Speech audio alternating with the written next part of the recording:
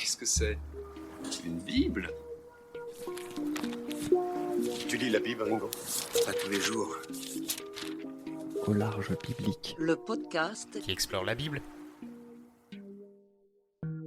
Bienvenue à toutes et à tous sur Au large biblique, le podcast qui explore la Bible. Malgré les péripéties et les incidents, la route d'Abraham en Canaan s'achevait par une réussite royale et la promesse d'un fils. Or, en raison de sa stérilité, Sarai a convenu d'user de son esclave Agar afin qu'Abraham puisse avoir son fils et qu'elle demeure son épouse et devienne mère. Mais rien ne s'est déroulé comme prévu. Agar fut considérée comme la véritable mère d'Ismaël et Sarai disparaît de la dernière scène. Seul Abraham peut être satisfait de cette situation qui lui offre à 86 ans le fils selon la promesse de Dieu. Notre épisode ouvre maintenant le second volet de l'histoire d'Abraham qui va devenir Abraham. 13 ans se sont écoulés après la naissance d'Ismaël. Une nouvelle manifestation divine va changer radicalement la situation du patriarche, de sa famille et de son clan. La conclusion d'une alliance amène des changements de nom, l'instauration de la circoncision et la promesse d'un autre fils, issu cette fois de Sarah.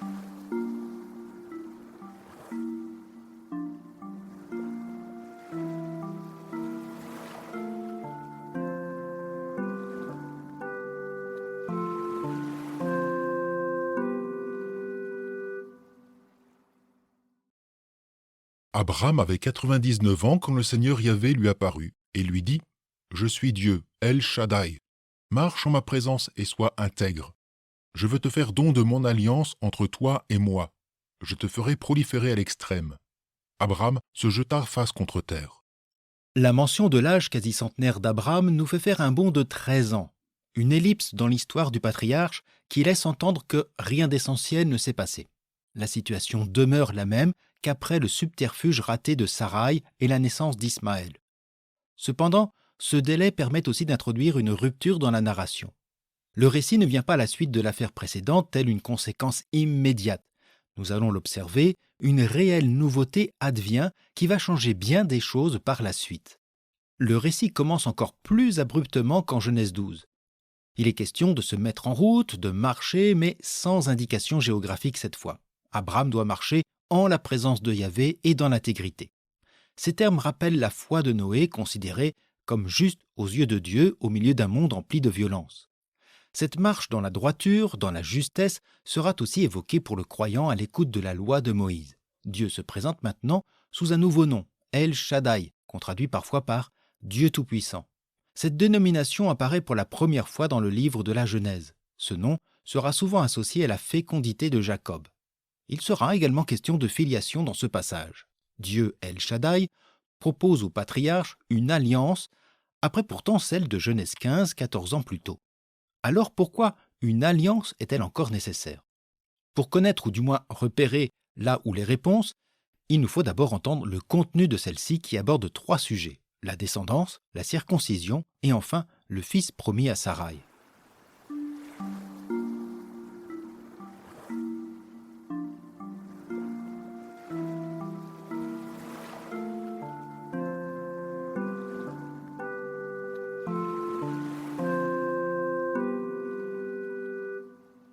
Dieu parla avec Abraham et lui dit « Pour moi, voici mon alliance avec toi. Tu deviendras le père d'une multitude de nations.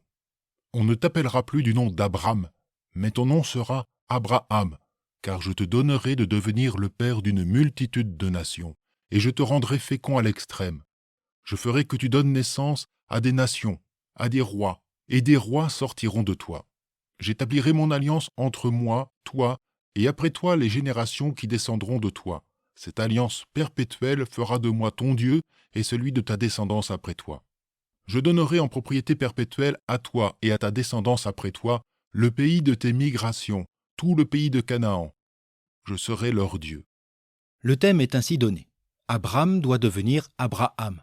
Ce changement de nom, comme souvent dans la Bible, indique un destin à vivre. Abraham signifiait « le Père est exalté », un nom qui lui vient de son Père, qu'il doit honorer.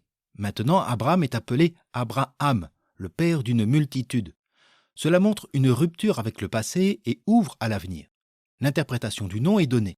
Abraham est destiné non pas à être père de nombreux enfants, mais père d'une multitude de nations et de rois, offrant au destin du personnage une portée universelle, glorieuse et perpétuelle.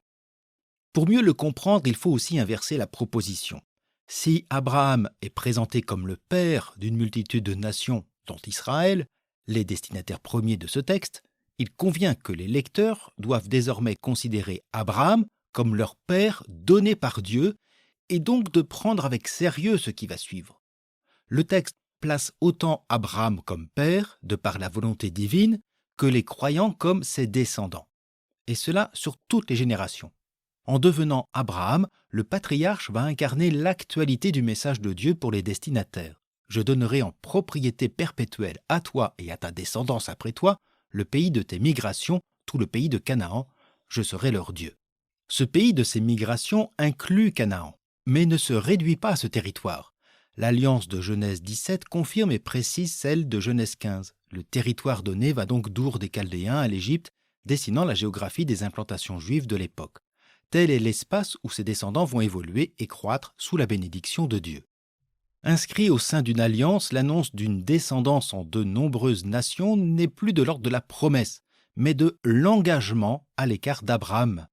Cependant, cette fois, cette alliance n'est plus unilatérale. Il s'agit, selon le texte, d'une alliance, dit Dieu, entre toi et moi. Nous sommes en présence d'une alliance bilatérale, obligeant à la réciprocité. L'engagement de El Shaddai ne tiendra que si Abraham, et surtout ses descendants, demeurent fidèles aux engagements qui vont suivre. Il leur incombe de garder l'alliance, et c'est par cette expression que commencera la suite de notre passage.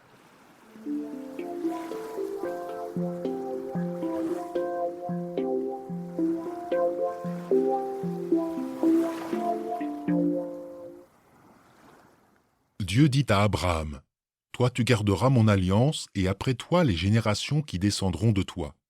Voici mon alliance que vous garderez entre moi et vous, c'est-à-dire ta descendance après toi. Tous vos mâles seront circoncis. Vous aurez la chair de votre prépuce circoncise, ce qui deviendra le signe de l'alliance entre moi et vous. » Je m'arrête là, la suite raconte les modalités autour de 5 points que je reprendrai. La circoncision n'est pas nouvelle au temps du rédacteur. Il s'agit d'une pratique qu'on retrouve en Afrique, en Égypte, en Canaan. Le prophète Jérémie, au chapitre 9, cite ces nations qui pratiquent la circoncision, Égyptiens, Judéens, Édomites, Ammonites, Moabites, ainsi que les populations du désert. Par contre, selon le chapitre 32 du livre d'Ézéchiel, elle est moins courante, voire absente chez les Assyriens et les Babyloniens. À l'origine, il s'agit davantage d'une pratique coutumière consistant à ôter le prépuce, probablement pour des questions d'hygiène prophylactique, et associée, mais là c'est plus flou, à des croyances sur la fécondité masculine. Ce que fait notre texte d'ailleurs. Durant leur exil à Babylone, les Juifs déportés vont conserver cette coutume, probablement en lui donnant un sens davantage religieux. La circoncision va alors faire partie du particularisme juif, avec le Shabbat et la cacheroute. Ces 3 marqueurs sont d'ailleurs institués dans le livre de la Genèse, avec le 7e jour de la création pour le Shabbat, et après le déluge pour les règles alimentaires. Ici, la circoncision est reliée à la fidélité à l'alliance de Dieu. Elle en devient le signe, c'est-à-dire la trace physique même de l'engagement d'Abraham. Revenons aux modalités. La première, c'est qu'elle ne concerne que les mâles, cela va de soi. Pour autant, est-ce un rite qui exclut les femmes ? Pour répondre à cette question, il nous faut revenir au contexte narratif. Le rite de la circoncision est explicitement relatif à la postérité et à la fertilité des descendants et des nations issues d'Abraham. Or, précédemment, la question de la fertilité n'était qu'une histoire de femmes entre Agar l'esclave et Saraï la stérile. L'une et l'autre étaient marquées par une entrave ou une blessure, et surtout, l'une et l'autre, en raison de ce concours de fertilité, ont été marquées par l'humiliation. Une humiliation mutuelle dans laquelle Abraham n'est pas intervenu. Or, avec la circoncision en vue de la descendance, ce sont maintenant les mâles qui sont marqués par une blessure quasi humiliante sur un membre qui pouvait faire leur fierté. D'ailleurs, plus tard, en Grèce ou à Rome, la circoncision des Juifs sera perçue comme une mutilation épouvantable, et pas question pour un homme circoncis d'aller se montrer ainsi au terme. Donc finalement, au sein du récit d'Abraham, la circoncision vient rétablir les relations homme-femme à propos de la fertilité. il ne s'agit plus d'une histoire de bénédiction ou de malédiction qui ne concernerait que les femmes. Donc, la circoncision pratiquée, évidemment sur les mâles, ne concerne pas que les hommes. Elle vient les rétablir dans ce rapport à la fécondité. Une autre modalité indique que la circoncision sera pratiquée dès le 8e jour de la naissance. Cela permet de signifier qu'elle n'est pas un rite d'admission. L'appartenance à l'alliance n'est pas le résultat d'épreuves initiatiques auxquelles le candidat est soumis et doit réussir. Le signe est donné d'emblée, dès la naissance quasiment. Ce qui reprend aussi l'idée de transmission de génération en génération, de naissance en naissance, qui est une des obligations relatives à la circoncision d'Abraham. L'alliance est qualifiée de perpétuelle. Mon alliance deviendra dans votre chair une alliance perpétuelle. De même, le texte précise que tous les mâles sont circoncis jusqu'à l'esclave, qu'il soit né dans le clan ou acquis à prix d'argent, même s'il est d'origine étrangère.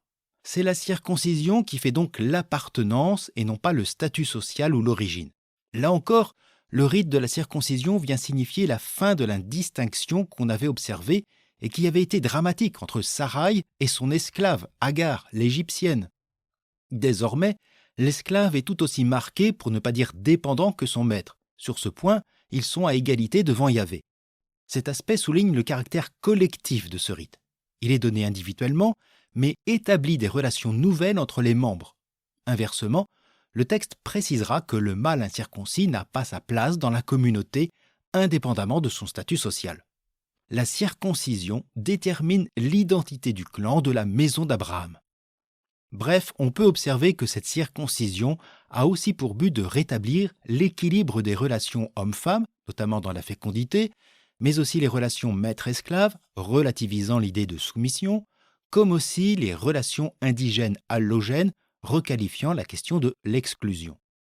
Tout le lien social du clan d'Abraham est donc revisité par l'alliance avec Dieu et vient rétablir les déséquilibres relationnels dont faisait écho le récit d'Agar et de Saraï.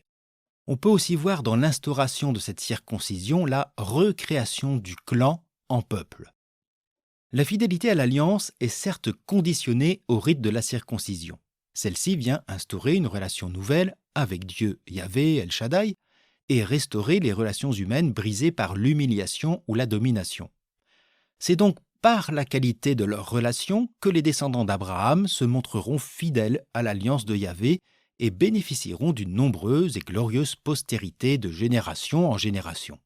En cas de manquement, les conséquences pourraient être aussi dramatiques que la ruine de Jérusalem et la déportation. Désolé d'avoir été un peu long, même si j'ai résumé ce sujet. Les termes du contrat étant posés, le récit se poursuit par un exemple concret qui exprime les conséquences heureuses de cette alliance.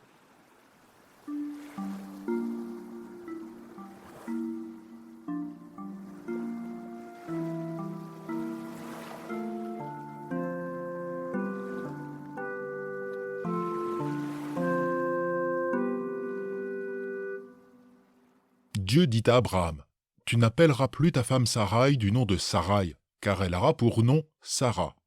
Je la bénirai, et même je te donnerai par elle un fils. Je la bénirai, elle donnera naissance à des nations, des rois des peuples sortiront d'elle. » Abraham se jeta face contre terre, et il rit.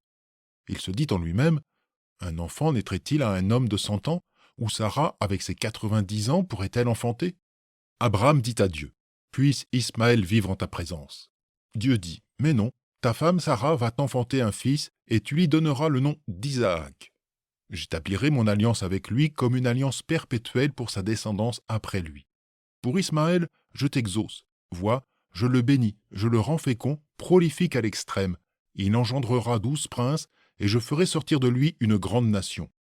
Mais j'établirai mon alliance avec Isaac, que Sarah te donnera l'année prochaine à cette date. » On observe un basculement dans notre intrigue qui fait encore écho à l'épisode malheureux d'Agar. Saraï devient la première bénéficiaire de cette alliance en la circoncision. Elle revient sur le devant de la scène, mais non pas au détriment d'Agar que le texte n'évoque pas. Le récit montre comment l'alliance produit déjà son effet. La relation avec Saraï, qui avait disparu lors de l'épisode précédent, est rétablie. Dieu rend justice à celle qu'on aurait pu penser maudite et coupable depuis son stratagème et son attitude à l'encontre d'Agar. Or, c'est elle qui est mentionnée pour une bénédiction, comme Abraham, elle reçoit une nouvelle identité. Elle ne s'appellera plus Sarai, un nom qui est traduit soit par ma princesse ou par mes princes. La finale en aï indique un déterminant possessif. Désormais, Sarai devient Sarah, qui signifie princesse, sans pronom possessif, autrement dit libre. Mais de quoi avait-elle à être libérée? De l'emprise d'Abraham ou plutôt de la perception qu'elle avait d'elle-même et de Dieu? Comme on l'a entendu, Sarai interprétait sa stérilité comme une malédiction divine. Yahvé m'a empêché d'enfanter, disait-elle. Or, Yahvé n'empêche pas, au contraire, il rend possible. Ce qui paraissait irréalisable à Sarai va advenir. L'épouse stérile est promise à être mère dès l'an prochain. Ce qui fait réagir Abraham, qui trouve cela totalement risible. Je reviendrai sur cette annonce de la naissance d'Isaac lors de notre prochain épisode.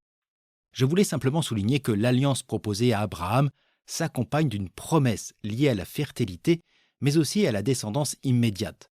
Et là encore, il ne s'agit pas de substituer un enfant à un autre. Ismaël demeure bénéficiaire de la bénédiction de Yahvé. En effet, selon le droit coutumier, la naissance du fils issu de l'épouse officielle relègue le fils de la servante. Mais ici, Ismaël n'est nullement exclu. Au contraire, Yahvé confirme qu'il est inclus dans son alliance et qu'il engendrera 12 princes et une grande nation, exprimant une plénitude, accomplissant ce qui est annoncé au début de notre passage. Mais apparaît déjà la distinction de deux destins, deux nations, Ismaël et Isaac. Sans faire mention, il n'y en aura pas de confrontation entre les frères.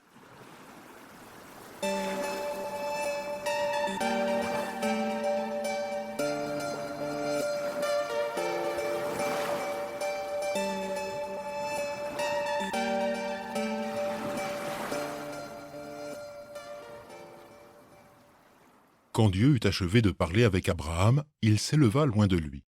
Abraham prit son fils Ismaël, tous les esclaves nés dans sa maison ou acquis à prix d'argent, tous les mâles de sa maisonnée. Il circoncit la chair de leur prépuce le jour même où Dieu avait parlé avec lui. Abraham avait 99 ans quand fut circoncise la chair de son prépuce, et Ismaël avait 13 ans quand fut circoncise la chair de son prépuce. C'est le même jour qu'Abraham et son fils Ismaël furent circoncis. Toute sa maisonnée, les esclaves nés dans la maison ou acquis à prix d'argent d'origine étrangère, furent circoncis avec lui. Cette action débute avec le départ de Yahvé. Quand Dieu eut achevé de parler avec Abraham, il s'éleva loin de lui. Yahvé est donc absent de ce moment. Il n'impose pas sa présence, mais offre à Abraham cet espace de liberté dans lequel il va pouvoir acquiescer à la proposition de son Dieu et commencer sa mise en œuvre. Tous les mâles de toute sa maisonnée, de son clan, sont circoncis ce même jour. Et en premier lieu, Ismaël. Dieu dit, Abraham accomplit, ce qui révèle la foi exemplaire du patriarche. Ce passage reprend les mêmes termes qu'au début en faisant mention de l'âge d'Abraham et en reprenant des expressions issues du contrat d'alliance, insistant particulièrement sur la présence d'esclaves nés au sein du clan ou d'origine étrangère. Cette insistance indique au lecteur, d'une part, qu'Abraham a bien tout saisi des dispositions à suivre, mais surtout il rappelle la visée sociétale du rite de la circoncision, indépendamment d'un statut social. Yahvé n'opère pas seulement un changement de nom pour Abraham et Sarah, il n'institue pas seulement un rite individuel, il vient instaurer, en vue d'une destinée féconde et heureuse, des relations nouvelles, justes, au sein de sa maisonnée. Dans le langage chrétien, on pourrait parler de sacrement. Un autre point d'insistance dans cette conclusion du récit est la présence d'Ismaël aux côtés de son père pour la circoncision. Cela montre combien déjà Ismaël n'est ni exclu ni relégué. Il demeure dans sa position de fils héritier. Mais quelles conséquences aura pour lui la naissance d'Isaac? On le saura bientôt dans quelques épisodes. Il faut se dire qu'à partir de maintenant, les récits suivants de notre histoire d'Abraham seront à lire à l'aune de cette alliance. C'est aussi pour cette raison que l'auteur va revisiter des situations vécues dans la première partie, ces fameux doublons que j'évoquais dans les premiers épisodes.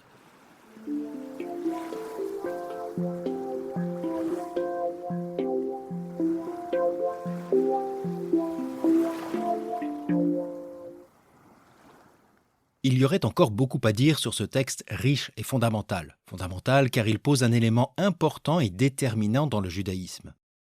Je m'excuse si j'étais un peu rapide sur certains points, parfois trop résumés. Il me reste quand même un dernier élément que j'avais soulevé au début de cet épisode. comment qualifier cette alliance par rapport à la précédente. Ayant conduit le couple patriarcal à la faute, faut-il considérer l'alliance de Genèse 15 comme caduque ou imparfaite et donc remplacée par une autre avec la circoncision? Je ne pense pas.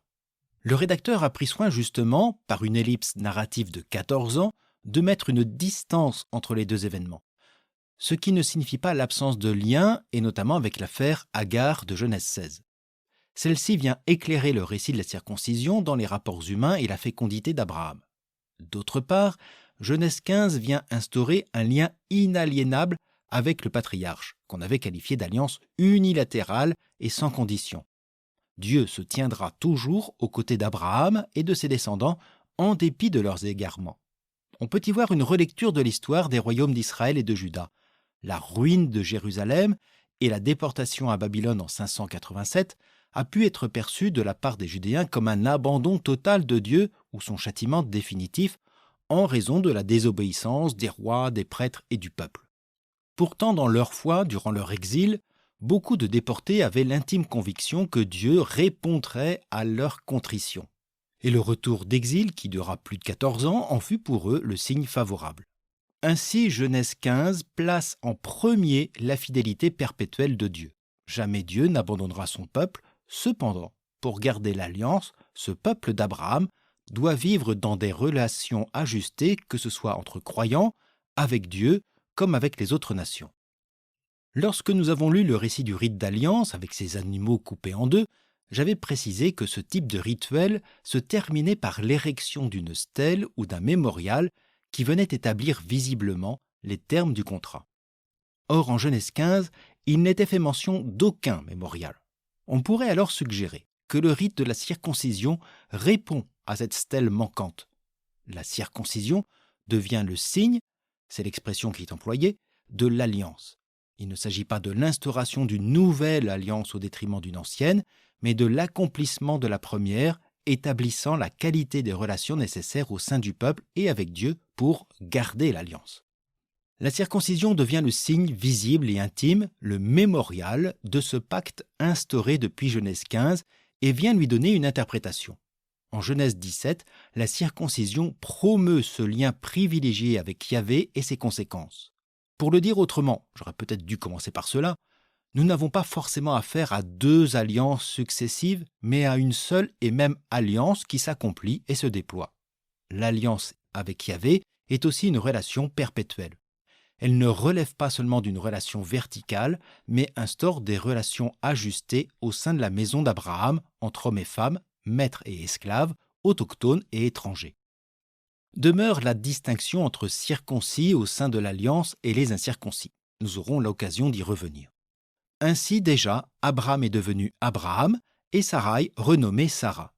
Ce sont les mêmes personnes, sinon désormais restaurées dans leur rapport à Dieu et aux autres. Le seul petit hic de cette histoire reste ce rire du patriarche exprimant son incrédulité face à Dieu. Un enfant à Sarah, de 99 ans, dès l'an prochain? Il ne sera pas le seul à douter ni à rire. C'est ce que nous entendrons avec notre prochain épisode. Merci d'avoir été à l'écoute pour ce chapitre sans doute un peu complexe, mais qui, je l'espère, s'éclairera mieux avec les prochains passages. D'ici là, je vous souhaite une bonne journée, une agréable soirée et je vous dis à bientôt sur Au Large Biblique.